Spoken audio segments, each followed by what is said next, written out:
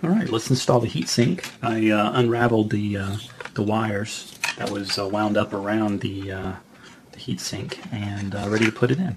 Now, let me zoom out a little bit. Now you'll see the 4 holes here, and will match up with the 4 here. So you just line it up and push it down. And the thermal paste, you'll notice, is in the middle. It's going to make a good solid contact with your on your CPU. So I don't recommend you twist it around or anything like that. Just try to push it down, and the heat's going to spread out the thermal paste for you. So just carefully remove the shroud and get it lined up.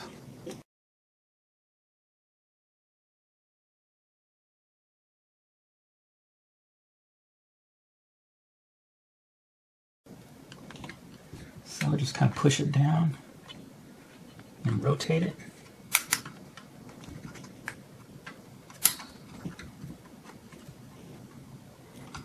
There's little arrows on there telling you how to rotate it. And that's it. It should be locked down. And you can see it coming through the back there. And except this one. This one here is not, so let's get a better look at that.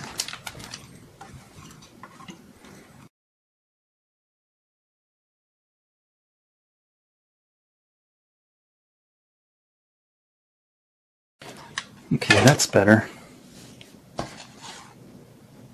So now if you get a good look at that, you'll see they're pushed in all the way. The problem is I don't have this mounted in the case yet, and I'm pushing down, and it's just pushing down directly on what I'm trying to push through. So that's why it wasn't working. So you just have to lift it up, because normally the standoffs would keep it raised. So just be mindful of when you're trying to lock these in. Make sure you get them down all the way, and you'll have to lift it up off the off your anti-static mat in the desk you're working on. And just make sure you got them pushed through and locked down, and you should hear that positive click. And there we go. Now we have that installed, and we're ready to move on to the memory. Okay, off camera, I put a zip tie around it, and these zip ties came with the case. And then you just go ahead and cut the excess off, like so. And it's plugged into the board right there. It's a CPU fan, and we have it out of the way. So now we're ready to install the memory. And as you can see here, they're color-coded. Let me zoom in a little bit for you. They're color-coded. We got black and blue. And the ASUS in their instructions, they recommend that you use the blue first. So if you just have 2 DIMMs, you use blue and blue. And you have these little tabs here you flip out. Alright, and I'm using some Kingston memory. Alright, there we go. And it's slotted, and you can see that it'll match up. So you just slide in one side first and then the other, and just kind of gently push it down.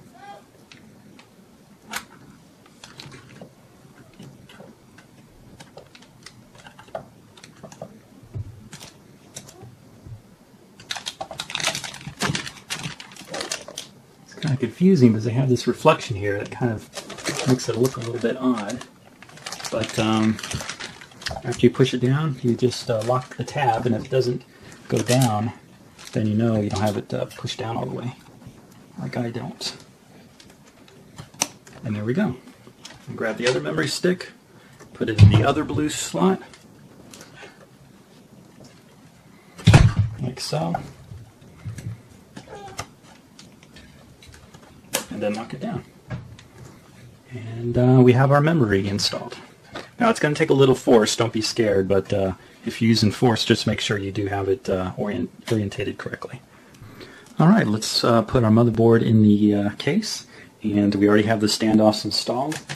Just go ahead and locate your M35 screws. There should be 36 of them with this case, so you know that whatever is the greatest quantity, there's these little small screws. Those are the ones you use. And just make sure that you have a standoff where every hole is, and if it doesn't line up right, then you know you got a standoff in the wrong spot. So make sure you're grounded, and just gently put this in there like so, and line it up. And we have one standoff for every hole. So that's a total of 9 standoffs we counted earlier. And just take your preferably magnetized screwdriver, kind of makes it easier, and just gently tighten it down. You don't have to really crank it. You don't want to really be flexing the board at all. You just want to get it kind of snug, especially when you're first putting it in. You don't want to tighten them all up yet. Just get them in one at a time. Make sure all the holes line up, and then go back later and tighten up a little bit further.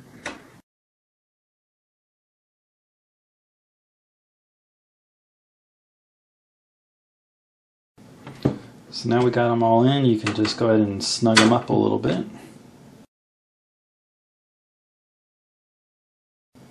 And that's it.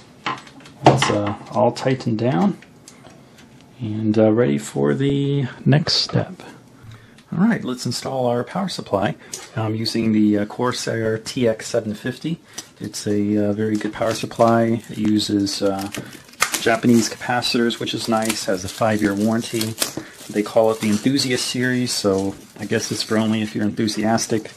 I don't know what that's supposed to mean, but maybe enthusiast is not like professional. But I guess I'm an enthusiast, so this will work fine for me. 750 watts should be more than enough for what I need. And the box is very nice. It's the bronze series. And you know, it doesn't make sense to use a crappy power supply in your nice rig.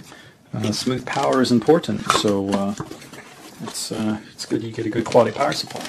So let's get this out of the box. There we go. So far so good. Let's cut this open here.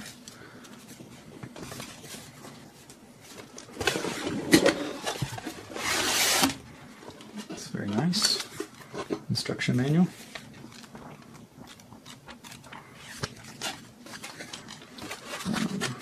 Some foam packaging.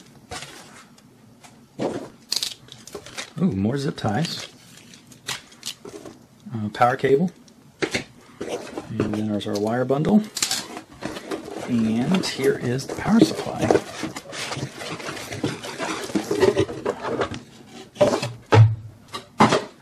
Interesting, it comes in a nice little reusable bag.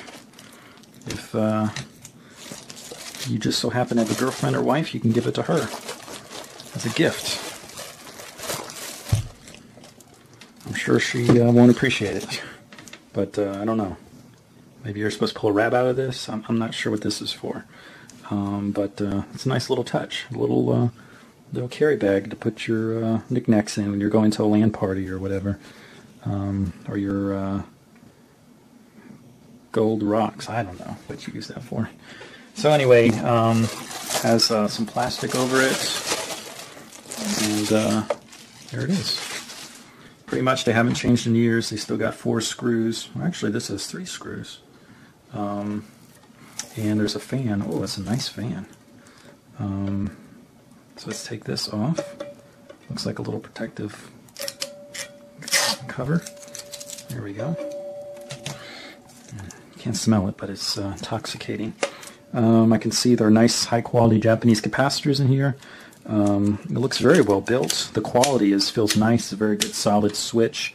And since we do have an intake port on the bottom, we are going to orientate the power supply so it faces down to suck air from the outside underneath the case. And the feet are high enough, it looks like, to get enough of an air gap there, unless you have really plush carpet. But just kind of lower that down in place.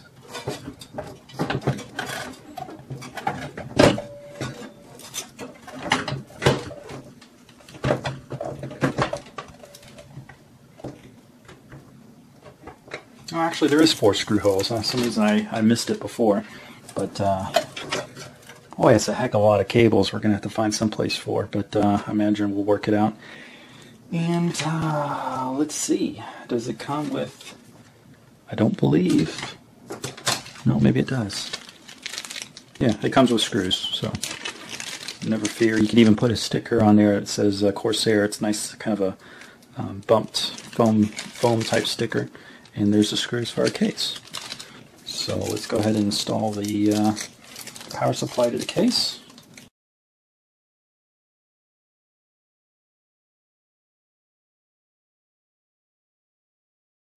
And there you have it. It's all installed, and it makes a lot of sense to suck the air in from the outside on the bottom, then taking hot air and then forcing it through there. So I think fresh air to keep the power supply cool is best, and that surrounding outside air should be cooler than the one that is from inside the case, where the CPU is generating quite a bit of heat.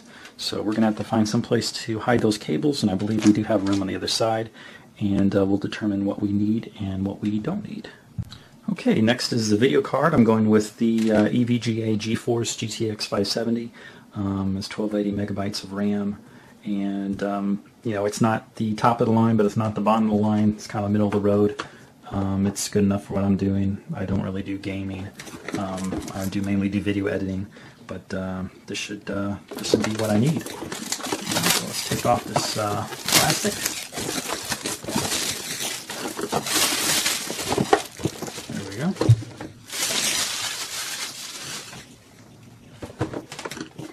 And it shows you there what it's going to look like.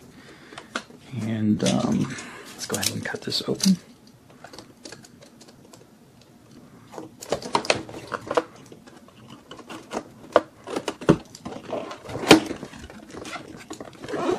And it says, do not return to the store. EVGA offers direct customer service. And they have a phone number there. So depending on the product type purchased, a limited 2-year or limited lifetime warranty is provided when registering the product within 30 days. So make sure you register your product. I believe it's a lifetime warranty. This is very, very heavy. And comes with a, looks like a poster.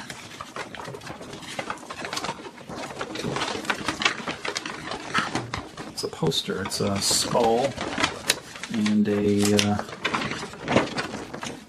on a Terminator-esque looking body. I'm sorry, the camera's too close, you really can't see it, but it's just a poster. It's nothing special. And of course it comes with a CD, and it comes with a really nice kind of a foam sticker. Of course you can download the latest drivers, so you probably won't need that. Wow, it's a fancy bag for HDMI adapter. And then here is a adapter to go to VGA. And if you're using VGA on a very nice card like this, I think you need to reevaluate your life, because it wouldn't make sense to use a regular VGA monitor with such a nice video card. And it comes with power adapters if your power supply does not have the power connectors required. But of course most modern power supplies do have the proper PCI Express power cable, so you're not going to need that either.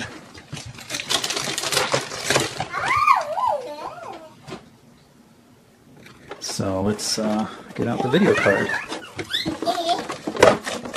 It's very, very heavy, solid video card. There's a nice cooling fan on it. Some people are complaining how it doesn't have a cover on the back for the circuit board.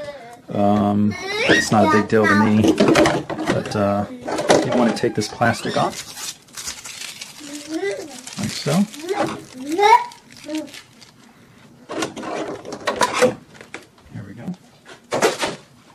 There it is, the GeForce GTX 570. Now the GPU should be mounted on the top full-length 16 PCI Express slot. So you hold the card parallel to the slot, then you carefully push it into place until it locks.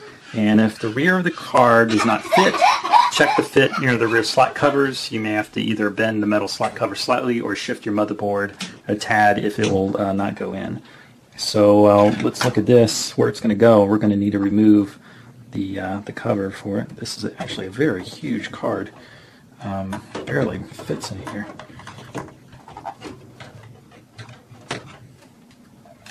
And yeah, as you can see here, it takes two two slots, so we're going to remove those two slots because it has a cooling ventilation here in the front. So let's put that down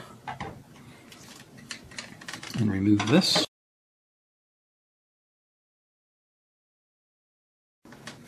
Alright, so now let's put the video card in. And you can see the PCI Express power adapters there. And slide it into place.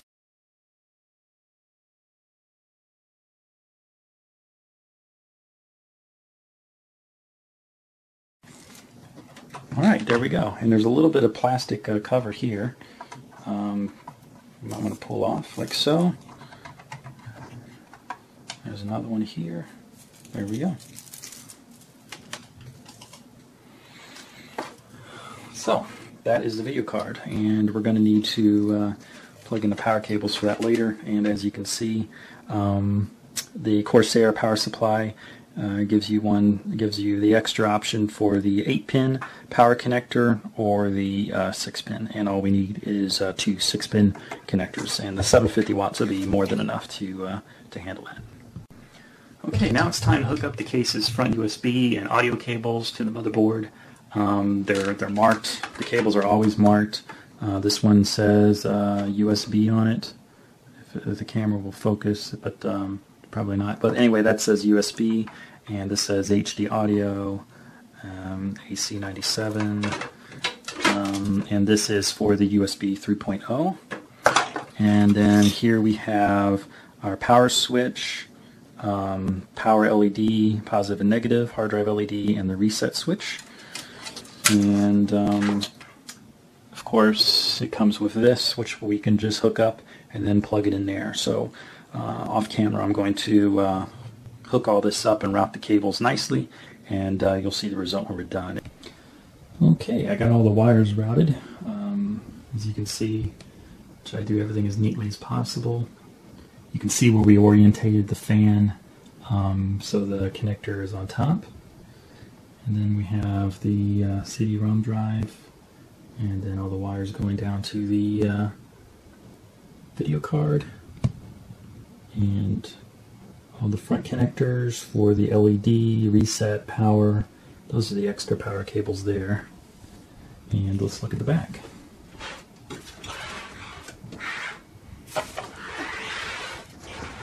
Alright, and here's the back. Get everything routed as neatly as we can. I did attach a wire tie up there. I'm not going to be using a fan, so it doesn't matter. And there's the wires coming down, and they have little fastening points that you can use. And that's it. So keep it nice and neat, and you'll have nice airflow. And it's something you can be proud of, and it'll be easier to work on in the future. And I have it arranged here, so I have the power connector going there for the solid state drive I'm about to show you, and then there's a power connector there for the hard drive that's going to go in at a later time, and then we have the CD-ROM drive. I put that in, and there's an extra power connector there as well for the CD-ROM drive. And looks like we're almost ready to power up. Let's go check out the solid state drive. Alright, here's the solid state drive. I did this so I can get faster boots and just faster drive access for general purpose. So this will let the operating system be on, and then a regular mechanical hard drive would be to store the video, audio files, and things of that nature. This is the only part of the installation that makes me a bit nervous, because some of the reviews online indicated some reliability issues, and it is a SATA 2, it's not a SATA 3, but this was what was available locally, and this is my first local install I've ever done where I got parts locally and didn't get them online, so that's why I wasn't available to get a SATA 3. Otherwise I would have been willing to pay the slightly more money for SATA 3, but for what I need to do, this should be fine, and it's already going to be a big improvement over a mechanical hard drive when it comes to read-write access speeds. It's 120 gigs, so that should be enough for Windows 7 and Ubuntu and anything else, and then do some video editing on it to increase the speed. But like I said before, there has been some reliability issues that's been indicated online. So make sure you back up your data, because you don't know if it's going to go south on you really quick or not, and you don't want to lose everything. So back up to your mechanical hard drive that you probably will have in there as well, and make sure you keep it backed up. I'm starting to use Crash Plan now. It's an online backup because Carbonite is upload speeds and download speeds, and the reliability to transfer video files is very unreliable. You have to end up retransferring, re-uploading video files that you transfer to one hard drive to another. It doesn't recognize it was moved. And of course they say not supposed to do that, but it does. So, you can go back and forth with support with them forever. It's just a waste of time. So I recommend you don't use Carbonite. I recommend you use a Crash Plan. So let's try to get this out. Here is the solid state drive. Okay, that's a bracket adapter, which I don't think we're going to need to use because it looks like it's going to fit right there. Yeah, it should fit right there. So we're just going to have to take that out and fasten it. So that's our solid state drive. And there's some instructions. And these are screws. Definitely want to hang on to those.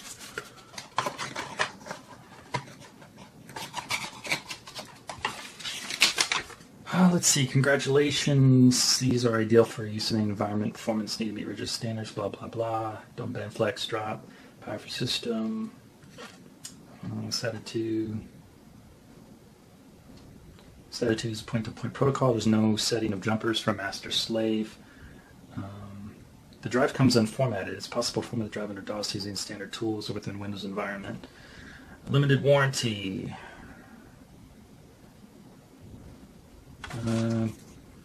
3 years. And from what I read online, you're going to need it. So keep your receipt. Let's see. It's a nice little drive bracket. Here's the drive.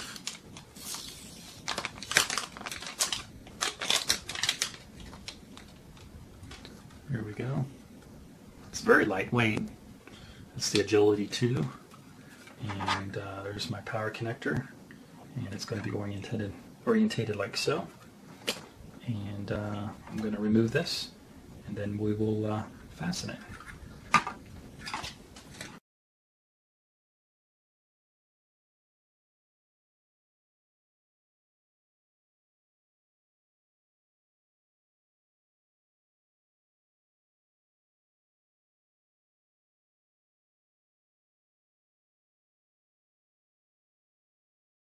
Kind of put your power cables back down.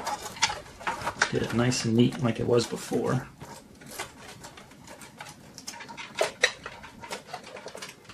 Like so.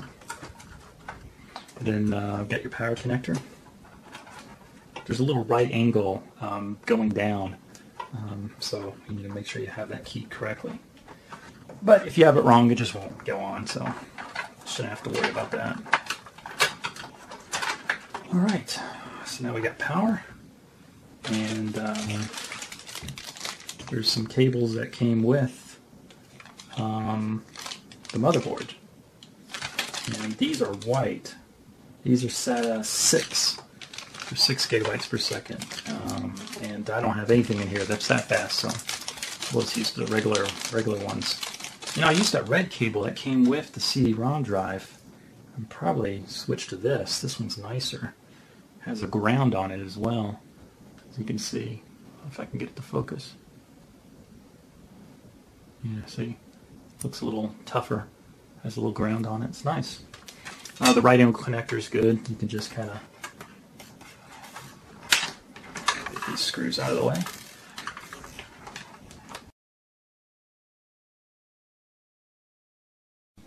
Alright, so I decided to keep my red cable that came with the CD-ROM drive, and I'm going to use the fancier cable for the hard drive when I put it in, because CD-ROM drive, you hardly ever use that, at least I don't, so I'm going to use the more robust cable that came with the motherboard for the hard drive. And as you can see, There, it's connected there, and there's our nice little mounting plate and the communications and power. So looks like we are ready for a power up test, and we'll see what happens. Hope for the best. All right, here we go. We're going to power it up for the first time. I'm hitting the power button.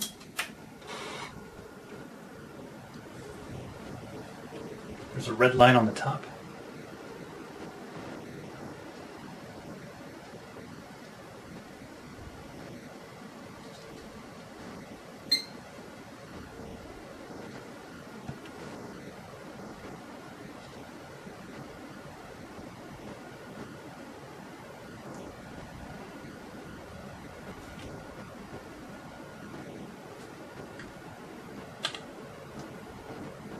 Made me nervous. It took a long time. Let's see.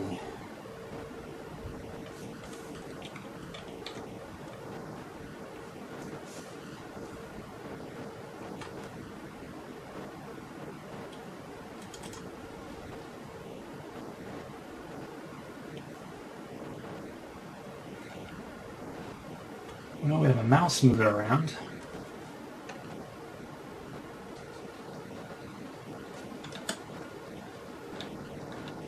Keyboard's working, but the mouse isn't working.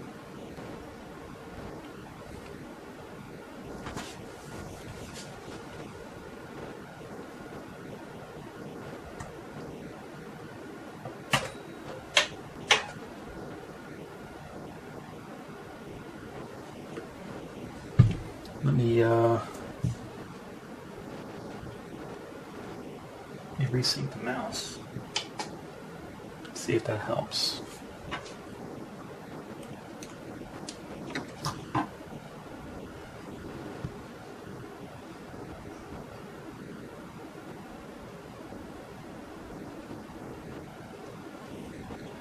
Okay, the mouse still doesn't work.